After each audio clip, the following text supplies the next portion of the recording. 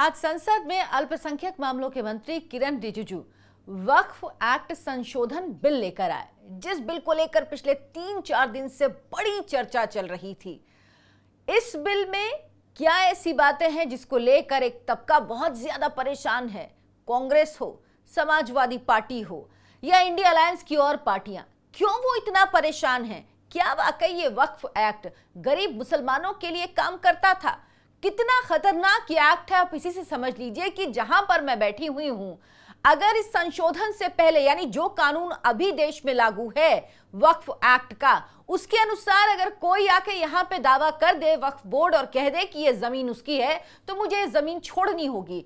इस जमीन पर वक्फ बोर्ड का नहीं, मेरा अधिकार है, ये साबित करने की जिम्मेदारी मेरी होगी। यानी एक पूरे बोर्ड से एक अकेले व्यक्ति को लड़ना होगा ये साबित करने के लिए कि ये जमीन मेरी है। वक्फ बोर्ड को कोई दस्तावेज नहीं दिखाने, कोई कागजात नहीं दिखाने, उन्हें कुछ साबित नहीं करना। और सबसे बड़ी बात, इस देश में अदालत में जाने का हक ये कानून आपसे छीनता है। क्या है ये वक्फ बोर्ड? अब किन संशोधनों की बात हो रही है और क्यों इंडिया अलायंस के लोगों को पेट में दर्द हो रहा है? कांग्रेस पार्टी ने क्यों अयोध्या के राम मंदिर से वक्फ बोर्ड की तुलना कर दी? ये सब कुछ आपको आज इस वीडियो में बताऊंगी। नमस्कार, बहुत बहुत स्वागत है आपका। आप देखना शुरू कर चुके हैं आयोन भारत, आपके साथ मैं हूं अर्चना सिंह।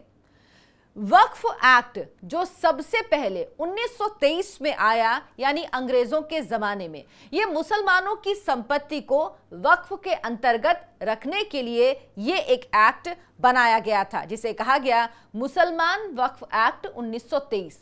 उसके बाद देश स्वतंत्र हुआ 1947 में और 1954 में जवाहरलाल नेहरू के प्रधानमंत्री के कार्यकाल में वक्फ एक्ट 1954 आया। इस एक्ट के तहत हिंदुओं के सारे अधिकार छीन लिए गए, देश का बंटवारा हो चुका था।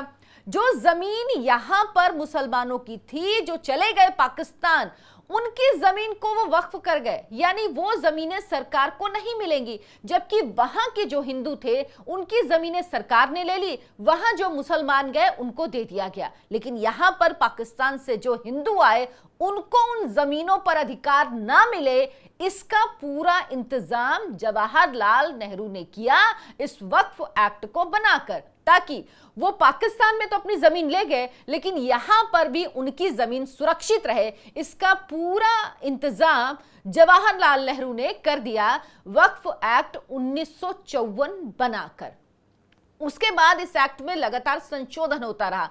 वक्फ का मतलब क्या होता है? वक्फ निकला है वकूफा से, मतलब अल्लाह के नाम पर दान, और कहते हैं once a Waqf always a वक्फ। लेकिन अगर एक बार किसी जमीन को, किसी संपत्ति को वक्फ कर दिया तो वो हमेशा के लिए वक्फ हो जाती है, वो वापस नहीं होती। दो तरह से वक्फ किया जाता है, एक कहलाता है वक्फ अलल औलाद और एक होता है वक्फ अलल खैर। वक्फ अलल औलाद वो होता है जो कोई व्यक्ति करता है वक्फ, और उसके बाद जो उसकी देखभाल है, जो उसका मालिकाना हक है, वो वक्फ किए हुए व्यक्ति के पास ही रहती है। लेकिन वक्फ अलल खैर वो वक्फ होता है जिसका अधिकार वक्फ बोर्ड के पास आ जाता है, और सारी लड़ाई इसी को लेकर है।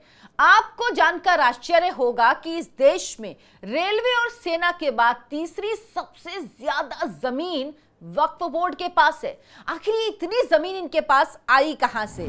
8.7 लाख प्रॉपर्टी इनके पास है, जिसका एरिया है इस वक्त अगर हम बात करें तो 9.4 लाख एकड़, जो 2009 में तकरीबन 4 लाख एकड़ था। तो आप सोचिए 2009 से 2022 तक, ये 2022 का आंकड़ा है, 9.4 लाख एकड़, जमीन दोगुनी से ज्यादा हो गई। आखिर जमीन दोगुनी कैसे हुई? जमीन तो बढ़ती नहीं है, जमीन तो पेड़ है नहीं, जमीन कहीं उगती नहीं है। तो सवाल ये कि आखिर दुगनी से ज्यादा जमीन कैसे हो गई?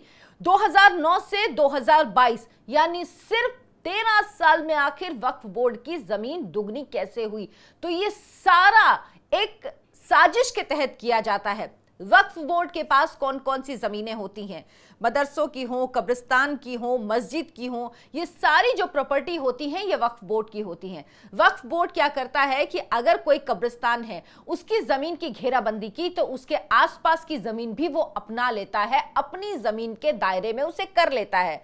आप ये समझिए कि अगर वक्फ बोर्ड उठ के आए और कहे कि ये जमीन हमारी है तो वो जमीन उसकी हो जाएगी और आप उसके लिए अदालत में भी नहीं जा सकते। इसी तरह से कई नजूल की जमीनों को वक्फ बोर्ड ने हड़प लिया। अभी हाल में मामला आया था लखनऊ का एक, जिसमें एक मंदिर की जमीन, एक शिवालय जो राजस्व विभाग में जो जमीन दर्ज थी वो वक्फ बोर्ड ने अपने नाम कर ली। वक्फ बोर्ड ने उसमें दावा कर दिया। उसके बाद जब जांच आगे बढ़ी तो पता लगा कि ये शिवालय की जमीन जो है वो राजस्व विभाग में दर्ज है। तो ये सब कुछ वक्फ बोर्ड करता रहा है और अब इसी पर लगाम लगाने के लिए सरकार ये वक्फ एक्ट संशोधन बिल लेकर आई है, जिससे सबको परेशानी है। केसी वेणुगोपाल ने क्या कहा, सोचिए किस तरह की तुलना कर रहे हैं। केसी वेणुगोपाल कह रहे हैं कि ये फंडामेंटल राइट्स का हनन है। आप अयोध्या के मंदिर में तो किसी मुसलमान को नहीं रखते, फिर आप वक्फ बोर्ड में कैसे आप किसी दूसरे धर्म के लोगों को रख सकते हैं? वक्फ बोर्ड और अयोध्या का मंदिर, किस तरह की तुलना कर रहे हैं आप? बेसिर पैर की बात कर रहे हैं आप।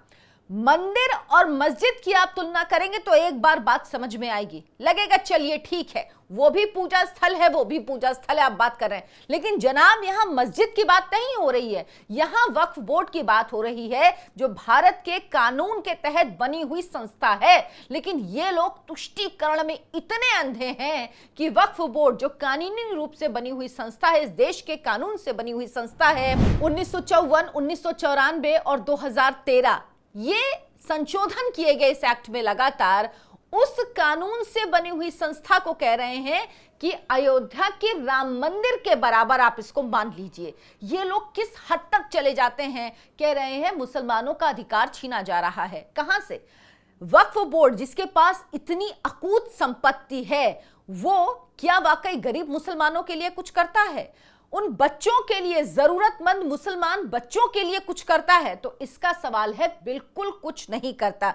वक्फ बोर्ड किस तरह से संपत्ति लेता है? वक्फ के नाम किसी ने संपत्ति कर दी, यानी किसी ने अपनी संपत्ति को वक्फ कर दिया, दान दे दिया, वो वक्फ बोर्ड की हो गई। दूसरा, जो मुसलमानों की संस्थाएं हैं, उनके इंस्टीट्यूट हैं या उनके इस्तेमाल करने वाली जगह हैं, वो भी वक्फ के नाम हो जाती हैं, वक्फ बोर्ड के अंतर्गत आती हैं। और तीसरा होता है, वक्फ किसी भी संपत्ति पे अगर अपना दावा कर दे। कुछ दिन पहले की घटना है, तमिलनाडु का एक गांव है जहां पर पूरा का पूरा गांव वक्फ हो गया और गांव वालों को पता ही नहीं चला। सबसे आश्चर्य की बात यह है कि उस गांव में 1400 साल पुराना मंदिर है, मतलब जब इस्लाम नहीं आया था उससे पहले का मंदिर है, लेकिन दावा किया गया कि यह पूरा गांव ही वक्फ हो चुका है। ऐसी एक घटना नहीं, ऐसी तमाम घटनाएं हैं। महाराष्ट्र की भी एक घटना है जो लगातार हो रही थी और अब इसी में सुधार के लिए यह वक्फ एक्ट संशोधन बिल लाया गया है। इस बिल में क्या है और सबसे पहले इसकी सिफारिश किसने की थी? आज कांग्रेस पार्टी जिसको इतनी परेशानी हो रही है, उसको शायद ये भूल गया है, ये ध्यान नहीं है कि सच्चर कमेटी जो उसके समय में बनी थी, उसने ही वक्फ एक्ट में संशोधन की सिफारिश की थी, जिसे कांग्रेस पार्टी ने ठंडे बस्ते में डाल दिया। जाहिर सी बात है, कांग्रेस पार्टी सिर्फ और सिर्फ तुष्टीकरण की राजनीति करती है, इसीलिए उसने इनमें से एक भी अनुशंसा को नहीं माना। कहा गया था कि वक्फ बोर्ड में जो 2013 में खतरनाक बदलाव किया गया है वो बहुत ही ज्यादा डरावना है। 2013 से पहले 1995 में वक्फ एक्ट में जो संशोधन किया गया, उसके बाद इसको असीमित पावर दे दी गई, लेकिन 2013 में जो हुआ वो बहुत ही खतरनाक था। उससे पहले यह था कि इस्लाम के मानने वाले वक्फ कर सकते हैं, लेकिन 2013 में जो संशोधन किया गया उसमें यह वर्ड हटा दिया गया बड़ी ही चालाकी से, यानी इसके बाद किसी भी संपत्ति पर वक्फ बोर्ड अपना अधिकार जता सकता है, अपना दावा ठोक सकता है और वो जमीन वक्फ बोर्ड की हो जाएगी। अगर आपको पता भी नहीं चलेगा, आपको कोई नोटिस भी नहीं आएगा, आपको कोई जानकारी नहीं मिलेगी, और उसके बाद जब आपको जानकारी मिले तो आप वक्फ बोर्ड में जाइए और वक्फ बोर्ड के फैसले से अगर आप संतुष्ट नहीं होते तो वक्फ ट्राइब्यूनल में जाइए। सबसे बड़ी बात आप सुनिए कि इनमें होते कौन हैं। इनमें जो लोग होते हैं वो सब मुस्लिम होते हैं, मुस्लिम विधायक, सांसद, जो बुद्धिजीवी होंगे वो भी मुस्लिम, जो टाउन प्लानर होंगे वो भी मुस्लिम, और जो ये वक्फ ट्राइब्यूनल है इसमें आईएएस अधिकारी भी जो बोर्ड मेंबर होता है वो भी मुस्लिम होता है, यानी सिर्फ मुस्लिम ही इसमें होते हैं। तो सोचिए आपकी सुनवाई कहां होगी। और अगर वक्फ ट्राइब्यूनल ने आपकी अर्जी खारिज कर दी, आपकी याचिका खारिज कर दी, फैसला एक तरफा दे दिया वक्फ बोर्ड की तरफ, तो आपके पास कोई रास्ता नहीं है। इस देश में यह ऐसा एक्ट है जिसके कानून को आप हाई कोर्ट, सुप्रीम कोर्ट में चैलेंज नहीं कर सकते, आप जहां नहीं सकते। अब जो सुधार हुए हैं वो मुस्लिमों के लिए भी है, क्योंकि इसमें ऐसा नहीं हिंदुओं की, बहुत सारे मुस्लिम्स की संपत्तियों पर भी इन वक्फ बोर्ड के लोगों ने कब्जा कर लिया है। और इनकी सबसे ज्यादा कोशिश है मुतवल्ली, जो उस पूरी प्रॉपर्टी की देखरेख करता है, आप मैनेजर कह लीजिए, मुतवल्ली कह लीजिए, सबसे ज्यादा ध्यान उस पर रहता है कि किसको नियुक्त किया जाए, किसको वहां से हटाया जाए, किस तरह से हो, क्योंकि उस मुतवल्ली के अधिकार में ही वो पूरी प्रॉपर्टी रहती है। गरीब मुसलमानों के लिए अगर ये कुछ करते होते तो आज इतने मुसलमान सड़क पे ना रह रहे होते, आज मुसलमानों के बच्चे अनपढ़ ना होते, आज वो पढ़ने के लिए मदरसों में ना जाना पड़ता। लेकिन ये ऐसा कुछ नहीं करते। ये सिर्फ, और ये गरीब मुसलमानों के लिए नहीं, आम मुसलमानों के लिए कुछ नहीं है, ये सिर्फ एक नेक्सस है वक्फ का, जो बड़े बड़े लोगों को अकूत संपत्ति बनाने का जरिया है। आपको याद होगा दिल्ली के अमानतुल्लाह खान, जो कि दिल्ली वक्फ बोर्ड के विधायक भी हैं दिल्ली के, और दिल्ली वक्फ बोर्ड के अध्यक्ष भी हैं, उन पर मनी लॉन्ड्रिंग का मामला चला था। वो वक्फ बोर्ड से जुड़ा मामला है और उसकी शिकायत किसी हिंदू ने नहीं की, किसी सरकार ने नहीं की, खुद मुस्लिम ने ही उसकी शिकायत की थी कि वो संपत्तियों को किराए पर देता है वक्फ बोर्ड की, और वो संपत्तियों का जो पैसा आता है वो अपनी जेब में रखता है। सरकारें इनको सपोर्ट करती हैं। क्या कभी आपने केजरीवाल को सुना उसके खिलाफ कुछ बोलते? कभी नहीं बोलेंगे। और ऐसा एक नहीं, ऐसा हर जगह हो रहा है। ये लोग खुद कमा रहे, अपनी जेबें भर रहे हैं और गरीब मुसलमानों को 1 रुपया नहीं देते। अब जो सुधार हो रहे हैं, जो एक्ट में बदलाव हुए हैं, वो बदलाव जानना बहुत जरूरी है। अब वही व्यक्ति वक्फ कर पाएगा संपत्ति जिसने 5 साल इस्लाम का पालन किया हो। यानी ऐसा नहीं होगा कि मैंने धर्म परिवर्तन किया, या हो सकता है कभी कभी दबाव में डरा के धर्म परिवर्तन कराया जाता और संपत्ति इस्लाम मुस्लिम है इसलिए वक्फ हो गई, ये भी कर सकते हैं। हालांकि वो तो हिंदुओं की संपत्ति पे पूरे पूरे गांव पे कब्जा कर रहे हैं, लेकिन ये इसीलिए अब ये नियम है कि 5 साल इस्लाम का पालन जिसने किया होगा वही वक्फ कर सकता है संपत्ति। महिलाओं को वक्फ की संपत्ति में उत्तराधिकार मिले, ये भी तय हुआ है। ये तय किया गया है कि जो बोर्ड है, वक्फ बोर्ड है, इसमें महिलाएं भी शामिल होंगी। क्यों महिलाओं को शामिल नहीं किया जाता? क्यों महिलाओं को जगह नहीं दी जाती वक्फ बोर्ड में? क्यों सिर्फ पुरुष ही, मुस्लिम पुरुष ही उसमें रहते हैं? क्यों महिलाओं की जो आधी आबादी है उसके अधिकार उसको नहीं दिए जाते? वक्फ बोर्ड को अपनी संपत्ति, जिससे सबसे ज्यादा दिक्कत है, अब डीएम ऑफिस में रजिस्टर करानी होगी। समझ रहे हैं? यानी पहले तो आपने कह दिया आपको किसी कागज, पेपर, पत्तल किसी की जरूरत नहीं, आपको ऑनलाइन डालने की कुछ नहीं जरूरत है। लेकिन अब आपको, अगर आपने किसी संपत्ति पे कब्जा किया है तो आपको डीएम के ऑफिस में रजिस्टर कराना होगा, क्योंकि अगर किसी ने वक्फ किया है तो वो तो आपके पास पेपर्स होंगे, वो व्यक्ति भी आपके पास होगा, आप जाकर करा सकते हैं। लेकिन जो आप इलीगल कब्जे करते हैं वो कब्जे आप नहीं कर पाएंगे। इसके अलावा वक्फ जो करोड़ों रुपए कमाता है, ये पैसे अब वेलफेयर स्कीम में खर्च होंगे और होने भी चाहिए। क्यों ना? ये जो वक्फ की संपत्ति है वो देश के लोगों के, मुसलमानों की ही बात करें, क्योंकि वो पैसे मुसलमानों को ही मिलेंगे। उनका पैसा हिंदू मंदिरों की तरह नहीं होगा कि हिंदू मंदिरों का पैसा सरकार ले ले और सरकार उसके बाद उनको वेलफेयर स्कीम्स में खर्च हो। ये नहीं होने वाला। ये हमारे आपके साथ होता रहा है, होता रहेगा, और इस पर कोई कानून आएगा या नहीं मुझे नहीं पता। इसके आसार कम से कम तो अभी तक नहीं नजर आते। अभी तक क्या होता था कि कोई जमीन है, अगर जमीन पर वक्फ बोर्ड ने दावा कर दिया तो जो सर्वेयर होता था, जो सर्वे कमिश्नर होता था, वो वक्फ बोर्ड का होता था, वो जाकर बता देता था कि ये जमीन हमारी है। लेकिन अब ऐसा नहीं होगा। अब कलेक्टर स्तर का अधिकारी होगा जो सर्वे कमिश्नर का काम करेगा। यानी सर्वे कमिश्नर, जो अंधेरगर्दी चल रही थी वो खत्म हो गई है। अब उसका रोल खत्म हो गया है। जो विवादित संपत्तियां हैं उनका सत्यापन होगा। और सबसे बड़ी बात, अब आप जो ट्राइब्यूनल का फैसला होगा उसको आप हाई कोर्ट, सुप्रीम कोर्ट में चैलेंज कर सकते हैं। अब आप जाके लड़ सकते हैं, कह सकते हैं कि हमारी संपत्ति है जिस पर वक्फ बोर्ड ने कब्जा किया हुआ है। इन सब चीजों में कोई एक ऐसी चीज जो मुसलमानों के हक की ना हो, जो मुसलमानों को नुकसान पहुंचा रही हो। क्यों इस तरह का? 2014 जब लोकसभा चुनाव होने वाले थे, अधिसूचना जारी होने के कुछ घंटे पहले यूपीए की सरकार ने, कांग्रेस ने क्या क्या काले कारनामे किए हैं, अगर उसकी लिस्ट खोलना शुरू करेंगे तो रोज एक नई लिस्ट सामने आएगी। 2014 का मामला है ये। चुनाव की अधिसूचना, लोकसभा चुनाव की अधिसूचना जारी होने के कुछ घंटे पहले दिल्ली की 123 प्राइम लोकेशन की संपत्तियां वक्फ बोर्ड के नाम कर दी थी कांग्रेस ने। यूपीए गवर्नमेंट उस वक्त थी और वक्फ बोर्ड के नाम कर दी। क्यों? क्योंकि कांग्रेस को लग रहा था कि वो जीत नहीं पाएगी, तो सिर्फ वोटों को खरीदने के लिए एक मुश्त मुस्लिम वोट हमें मिले, जिसकी राजनीति सिर्फ कांग्रेस पार्टी करती है, देश के नाम पर, या कह लीजिए देश को कुछ भी हो, देश में कितनी भी फूट पड़े, उसको मतलब नहीं, वो सिर्फ मुस्लिम वोटों की राजनीति करती। इसीलिए 2014 में चुनाव की अधिसूचना जारी होने के कुछ घंटे पहले 123 संपत्तियां वक्फ बोर्ड के नाम कर दी थी। मोदी सरकार, जिसको लोग कहते हैं कि क्या कर रही है, वो 123 संपत्तियां वक्फ बोर्ड से वापस ली हैं। कोर्ट में लड़ाई लड़के वो संपत्तियां, प्राइम लोकेशन की करोड़ों रुपए की संपत्ति थी जो कांग्रेस सरकार ने दे दी। ये क्या इनके अपने घर की संपत्ति होती है जो उठा के दे देते हैं? ये अपने घर से लेके आए थे राहुल गांधी या उनके नाना या उनकी दादी? कौन लेके आया था? देश की संपत्ति है ना, देश की संपत्ति आप कैसे दे सकते हैं? आप लोगों ने वैसे भी इस देश में ऐसे कानून बनाए हैं, वक्फ एक्ट हो या फिर प्लेसेस ऑफ वर्शिप एक्ट हो, ये ऐसे कानून हैं जो हिंदुस्तान में हिंदुओं को कोर्ट में लड़ाई लड़ने से भी रोकते हैं। सोचिए, इस देश में ऐसे कानून हो सकते हैं जो सिर्फ एक पक्ष के लिए बनाए गए हैं। कोई ऐसा बोर्ड, कोई ऐसी चीज क्यों सिखों के लिए नहीं है, क्यों ईसाइयों के लिए नहीं है, जैनों के लिए नहीं है, बौद्ध के लिए नहीं है, हिंदुओं के लिए तो खैर है ही नहीं? क्यों ऐसी चीजें सिर्फ एक तरफा मुसलमानों के लिए की जाती हैं? और अब कुछ लोग कह रहे हैं कि ये अगर बिल पास हो गया तो इसको लेकर आंदोलन होगा। आंदोलन होगा? किस तरह का आंदोलन होगा? किसके खिलाफ आंदोलन होगा? क्यों आंदोलन होगा? सिर्फ इसलिए आंदोलन होगा कि आपने जो कुछ किया उस पर रोक लगे, ये आपको बर्दाश्त नहीं है। आज किरण रिजिजू ने जो संसद में कहा, जो सदन में कहा, वो जानना बहुत जरूरी है। उन्होंने कहा वक्फ बोर्ड की प्रॉपर्टी से जितनी इनकम है, जितनी आमदनी जनरेट होती है, उसे जस्टिफाई नहीं किया जा रहा है। वो ये नहीं बताया जा रहा कि वो कहां जा रहा है। रिपोर्ट एक ऐसी है कि सालाना 12,000 करोड़ रुपए की इनकम होती है, लेकिन बोर्ड 1,62,000 सिर्फ इनकम बता रहा है। सोचिए, इतनी संपत्ति से क्या सिर्फ इतनी सी इनकम होगी?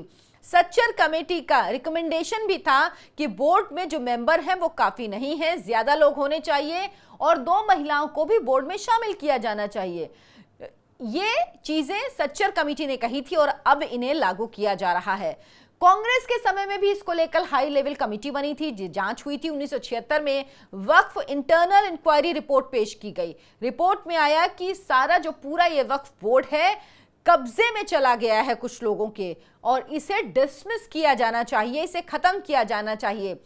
केसेस को सरल करने के लिए ट्राइब्यूनल का जो सिस्टम है वो ठीक नहीं है, इस विधि को ठीक करना चाहिए। और तकरीबन आप समझ लीजिए इस ट्राइब्यूनल में 65,000 केस ऐसे हैं जो लंबित हैं, जिन मामलों की सुनवाई नहीं हो रही है। इन 65,000 मामलों की सुनवाई हो, ये बहुत जरूरी है और इसी के लिए इस कानून में अब संशोधन किया गया है। वक्फ एक्ट पर कानून लेकर जब मोदी सरकार आई तो लोगों को लगा हाँ वाकई ये वो कदम है जिसका लंबे समय से इंतजार था और ये कदम उठाया जाना चाहिए। अब इसके पहले विपक्षी दलों ने यह भी कहा कि जेडीयू और टीडीपी समर्थन नहीं करेगा, उनका रुख हम देखते हैं। लेकिन ललन सिंह ने जो जवाब दिया है केसी वेणुगोपाल को सदन में, लोकसभा में, वो सुनने लायक था। उन्होंने कहा कि आपको शर्म नहीं आती, आप अयोध्या मंदिर की तुलना कर रहे हैं एक संस्था से जो इस देश के संसद में बने हुए कानून से बनी है, आप उसकी तुलना करेंगे अयोध्या के मंदिर से? ये किस तरह की तुलना कर रहे हैं आप?